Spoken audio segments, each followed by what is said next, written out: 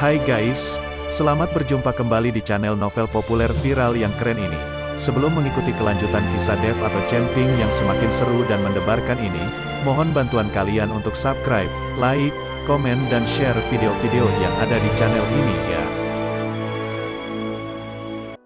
Perlu diketahui bahwa novel Perintah Kaisar Naga ini adalah termasuk kategori novel ongoing. Jadi waktu update dan jumlah bab setiap hari menyesuaikan dengan update dari autornya.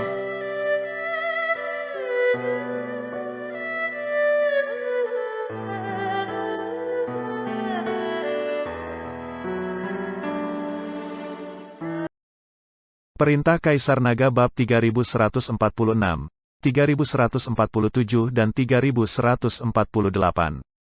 Yang lain melihat naga emas yang terbang di atas kepala Dev, dan mereka semua tercengang. Dev, seorang kultivator di alam tubuh Fit, sangat mengejutkan mereka. Menghadapi naga emas itu, 81 harimau pun mulai gemetar. Ini adalah penindasan terhadap garis keturunan, dan binatang purba ini mengetahui dengan lebih jelas seperti apa keberadaan garis keturunan naga emas. Naga emas adalah kepala klan naga, dan binatang harimau ini hanyalah raja binatang buas. Sungguh sangat berbeda, antara yang tinggi dan yang rendah. Melihat 81 harimau yang gemetar, tebing tulang mulai mundur di dalam hatinya. Dia tidak pernah menyangka Dev akan memanggil jiwa naga emas. Ini terlalu keterlaluan. Melihat ekspresi jelek tebing tulang dan harimau yang gemetar, Dev tidak berhenti. Terlihat pedang pembunuh naga di tangan Dev melambai. Naga emas meraung dan menyerbu langsung ke 81 harimau. Naga emas menyerbu ke dalam kelompok harimau, seperti serigala memasuki kawanan domba. Membunuh satu dengan satu gigitan, dan membunuh yang lain dengan satu cakar.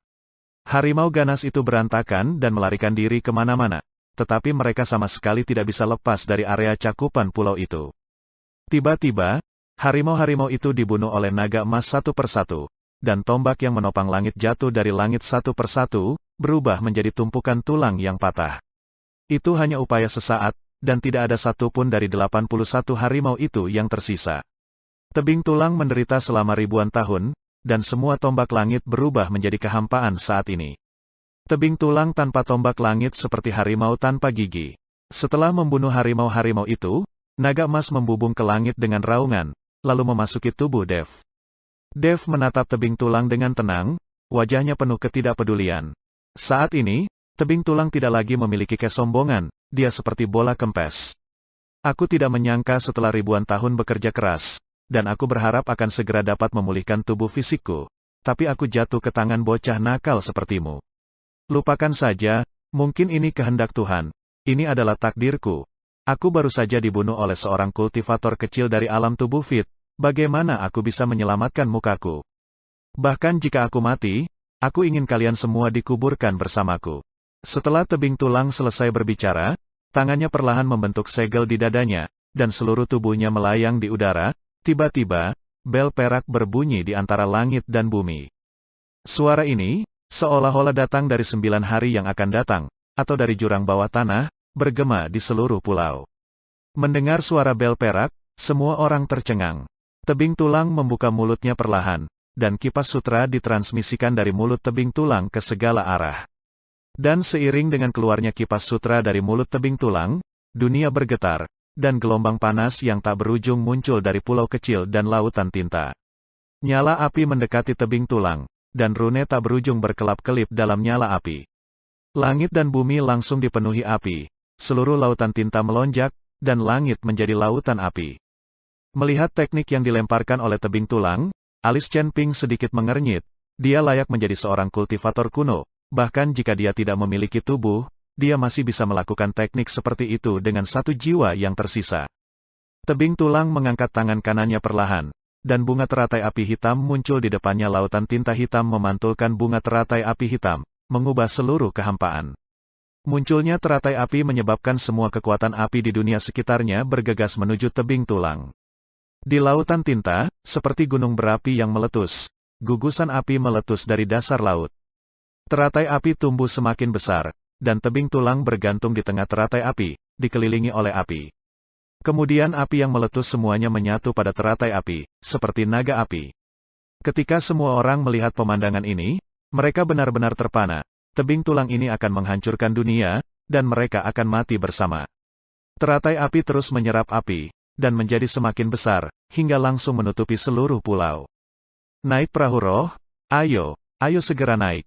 Dev berteriak pada orang-orang yang masih linglung. Penatua hantu gunung iblis dan yang lainnya bereaksi, dan bergegas menuju perahu roh di tepi pulau satu demi satu. Semua orang berebut untuk melompat ke kapal roh. Kemudian perahu roh berlayar menjauh dari pulau dengan kecepatan tercepat, dan berhenti setelah berlari lebih dari 10 mil. Dev, Gao Qilan berteriak keras. Sekarang Dev sendiri berada di pulau kecil, menghadap teratai api yang menakutkan di langit. Apakah dia masih bisa bertahan? Tuan Chen, apakah dia baik-baik saja? Mata Ji Yun penuh kekhawatiran. Tapi dia tahu bahwa dengan kekuatannya, jangankan menyelamatkan Dev, untuk mendarat di pulau saja baginya adalah sesuatu yang sulit. Tidak apa-apa, kekuatan Tuan Chen melampaui imajinasi kita semua. Penatua hantu gunung iblis sangat percaya pada Dev. Karena Dev menyegarkan kesadarannya lagi dan lagi. Setelah semua orang meninggalkan pulau, tubuh emas Dev yang tidak bisa dihancurkan bersinar dengan cahaya keemasan paling terang. Dan pada saat yang sama, Dev terbungkus lapisan api di luar tubuh emas yang tidak bisa dihancurkan. Di ruang asli Dev, bintang-bintang dari sumber api menjadi sangat terang. Dev bermaksud menghadapi tebing tulang ini untuk melawan api dengan api. Nyala api tebing tulang hanyalah api yang ada di tengah bumi. Namun asal-muasal api Dev berasal dari nyala api iblis. Jadi dari segi nyala api Dev adalah lebih baik. Tapi sekarang tebing tulang bersikap putus asa. Dan dia tidak takut lagi. Kalau tidak, dia tidak akan berani mengembangkan teratai api sedemikian rupa. Melihat Dev tidak melarikan diri, tapi masih aktif bertarung, tebing tulang mendengus dingin dan berkata, "Wah, kamu tidak akan punya kesempatan. Di bawah teratai api ini, tidak ada kehidupan yang bisa bertahan, dan bahkan pulau kecil ini akan lenyap. Apakah ada peluang atau tidak, itu bukan terserah kamu, tapi terserah aku. Ada banyak orang yang ingin membunuhku, dan ada banyak orang kuat kuno di antara mereka. Tapi bukankah pada akhirnya aku tetap hidup dengan baik? Kali ini juga tidak terkecuali." Dev masih mati-matian mengerahkan sumber api di tubuhnya, mulutnya penuh dengan penghinaan. Tebing tulang tidak mengatakan apa-apa, tapi semua orang tiba-tiba tenggelam. Teratai api besar segera mendesak ke arah pulau. Dev menatap teratai api dengan kedua matanya, dan berdiri tegak, sementara nyanyian naga bergema di tubuhnya. Dev terbakar dengan api di sekujur tubuhnya, tapi nyala api ini seperti nyala api kecil di depan teratai api besar. Tampaknya sangat tidak penting, tetapi Dev tidak bergeming. Mati, seiring dengan terikan tebing tulang itu, teratai api akhirnya jatuh dan menghantam pulau dengan ganas. Duar! Terdengar suara gemuruh dari semburan sosok seperti guntur, seluruh pulau dilalap lautan api. Di permukaan laut sekitarnya, terjadi gelombang besar setinggi 100 meter, menyebar ke sekitarnya secara terus-menerus, gelombang demi gelombang. Perahu roh, yang jaraknya lebih dari 10 km, terombang-ambing oleh ombak besar, seolah-olah akan terbalik kapan saja. Dev, melihat ini, Gao Qilan berteriak sedih dan marah. Yang lain juga mengeluarkan keringat dingin untuk Dev. Bagaimanapun, di bawah serangan semacam ini, belum lagi Dev, seorang kultivator di alam tubuh fit, bahkan seorang kultivator di alam lintasan kesengsaraan, dia mungkin tidak dapat menahannya. Huak, tebing tulang memuntahkan seteguk darah, dan seluruh tubuhnya berada di ambang kehancuran. Setelah pukulan ini, dia tahu bahwa dia tidak bisa hidup terlalu lama. Nyala api masih menyala di pulau kecil itu. Dan seluruh pulau kecil itu tenggelam langsung di bawah pemboman, hanya menyisakan 1/10 tanah yang terlihat di atas lautan tinta. Sepertinya mereka semua akan segera tenggelam ke lautan tinta. Nyala api berangsur-angsur padam, dan tebing tulang melirik ke pulau kecil dengan hanya sebidang kecil tanah tersisa, tetapi tidak menemukan Dev.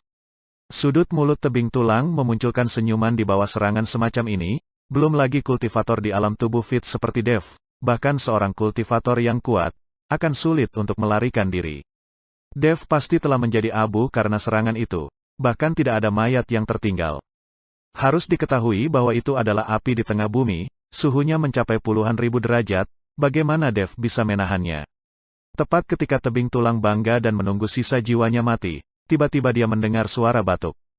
Ahem, tidak terlalu kuat, dan terlalu membosankan, aku jadi serba hitam.